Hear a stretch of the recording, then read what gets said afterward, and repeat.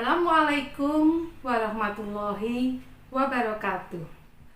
Mitra kebajikan yang berbahagia, perkenalkan, nama saya Emi Sudarwati, pencerita relief Candi Borobudur dari Sekolah Budaya Nitra Maya, kerjasama dengan TBM Kinanti. Mitra kebajikan yang berbahagia, kita semua pasti pernah mendengar Candi Borobudur memiliki relief yang terpahat indah di dinding-dindingnya. Relief ini memiliki kisah-kisah menarik yang bisa kita teladani. Kali ini saya akan menceritakan kisah yang terpahat di panel Jataka, tepatnya di panel 1 sampai dengan 4, dengan judul Viagri Jataka, belas kasih tanpa batas. Kisah ini bercerita tentang welas asih tanpa pamrih. Mau tahu kisah lengkapnya seperti apa? Inilah kisahnya.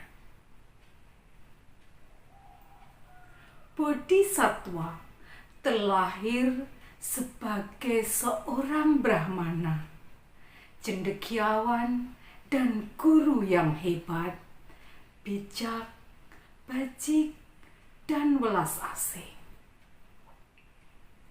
Beliau sebenarnya terlahir dari keluarga yang kaya raya, walaupun tidak memiliki keinginan menjadi kaya atau mengambil keuntungan dari yang dimilikinya.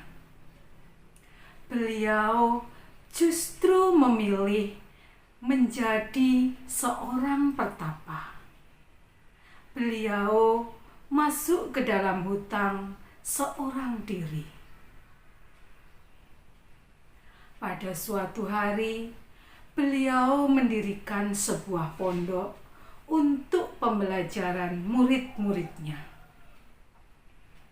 Karena beliau memilih menjadi seorang guru. Suatu hari, ada seorang pemuda yang bernama Ajita. Dia datang kepada sang guru karena ingin belajar kepadanya. Sang guru menyampaikan, "Apabila ingin belajar kepadaku, maka kamu harus ikut kemanapun aku pergi." Begitulah pesan dari sang guru. Suatu hari, sang guru ingin melakukan perjalanan di tengah hutan. Ajita pun mengikutinya. Musim kemarau yang panjang membuat tanaman di hutan menjadi kering. Tak tampak hewan yang berkeliaran di sana. Hutan itu tampak sangat sepi. Mereka terus saja berjalan menyusuri hutan sampai mereka berada di atas tebing. Di saat mereka sedang beristirahat, tiba-tiba terdengar auman seekor harimau. Ajita merasa ketakutan, namun sang guru menenangkannya. Sang guru mencari sumber suara itu. Ternyata suara itu berasal dari bawah jurang. Di sana ada seekor harimau betina yang baru saja melahirkan. Tubuhnya tampak kurus kering, lemah tak berdaya. Sang harimau ingin menerkam anaknya sendiri, karena tak ada makanan di sana. Melihat kejadian itu, sang guru tiba-tiba merasa iba dan muncul rasa welas asihnya. Dia meminta Ajita kembali ke pondok dan mencarikan makanan untuk harimau itu. Sedangkan sang guru ingin menghentikan aksi dari induk harimau betina tersebut. Segeralah Ajita meninggalkan gurunya bersama harimau betina dan anaknya itu. Dia kembali ke pondok.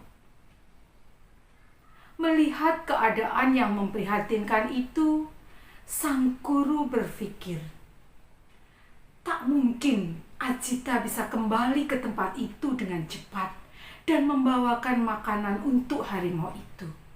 Padahal harimau itu sudah sangat kelaparan.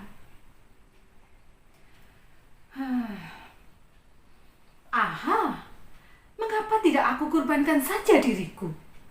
Jika memang tubuhku yang lemah ini bisa berguna bagi makhluk lain, pikirnya. Tunggulah harimau, aku akan segera memberikan makanan untukmu. Dan janganlah kamu makan anakmu, kata sang guru. Ketika itu, sang Brahmana menjatuhkan tubuhnya tepat di depan harimau betina. Sang harimau mencabik-cabik tubuh Brahmana dan memakannya bersama anaknya. Sampai habislah seluruh dagingnya. Yang tersisa hanyalah tulang belulangnya saja. Setelah tubuh harimau terasa kuat, sehat, dan segar bugar, mereka pun meninggalkan tempat itu. Setelah beberapa saat, kembalilah Ajita ke tempat itu bersama teman-temannya. Ajita tidak menemukan sang guru, namun hanyalah tulang belulangnya saja.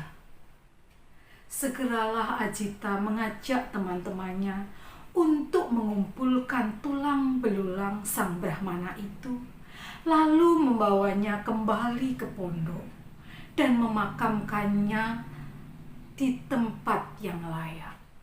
Sebagai penghargaan, di makam sang guru diberikannya wangi-wangian dan bunga-bunga. Sedangkan di atas makam tersebut dibangun sebuah stupa sebagai penghargaan.